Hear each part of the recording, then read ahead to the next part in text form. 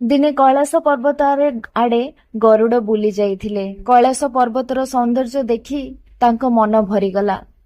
ପାଖରେ ଗୋଟେ ଛୋଟ ପଥର ଉପରେ ଗୋଟେ ଛୋଟ ଚଢେଇ ବସିଥିଲା। ଚଢେଇଟି ଦେଖିବାକୁ ଭାରି ସୁନ୍ଦର।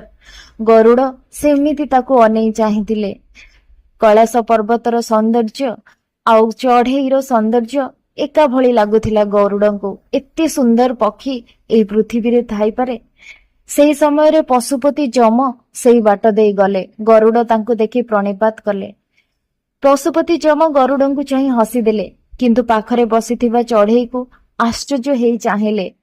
ଗରୁଡ ଯମଙ୍କ ମୁହଁକୁ ଦେଖିକି ବୁଝିଗଲେ, ଆଉ ମନେ ମନେ ଭାରି ଦୁଃଖ କଲେ। ଆହା, ବିଚରା ଏଇ ସୁନ୍ଦର ଚଢେଇଟିର ବୋଧେ ଆଉ ଅଳ୍ପ କେଇଦିନ ଆୟୁଷ। ନାଇଁ, ଆମ ଏଇ ଧରାପୃଷ୍ଠରେ ଏତେ ସୁନ୍ଦର ଭରା ଚଢେଇ, ଏତେ ବଡ ସୌନ୍ଦର୍ଯ୍ୟକୁ ମୁଁ ନଷ୍ଟ କରିବାକୁ ଦେବିନି। ଏଇଆ ଭାବିକି ସେ କୈଳାସ ପର୍ବତରୁ 1000 କୋଶରେ ଥିବା ଗୋଟେ ଜାଗାକୁ ସେ ଚଢେଇକୁ ତାଙ୍କ ଝାମ୍ପରେ ନେଇକି ରଖିଦେଲେ, ଆଉ ଫେରିଆସିଲେ।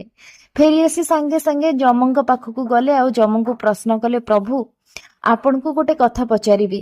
ଆପଣ ଏମିତି କାହିଁକି ସେ ଚଢେଇଟିକୁ ଆଶ୍ଚର୍ଯ୍ୟ ହେଇକି ଚାହୁଁଥିଲେ? ଯମ ହସିଲେ ଆଉ କହିଲେ, ଗରୁଡ, ଶୁଣ, ମୁଁ ଆଜି ହିଁ ପାଞ୍ଜି ଦେଖିଥିଲି। ମୁଁ ଆଜି ହିଁ ଜାଣିଛି ସିଏ 1000 କୋଶ ଦୂରରେ ତାର ମରିବାର ଥିଲା। ଆଉ ଏତେ ଅଳ୍ପ ସମୟ ଭିତରେ ସେ କେମିତି ଏ କୈଳାସ ପର୍ବତରୁ ଏତେ 1000 କୋଶ ଦୂର ବାଟକୁ ଯାଇପାରିବ ବୋଲି ମୁଁ ଆଶ୍ଚର୍ଯ୍ୟ ହେଇକି ଚାହୁଁଥିଲି।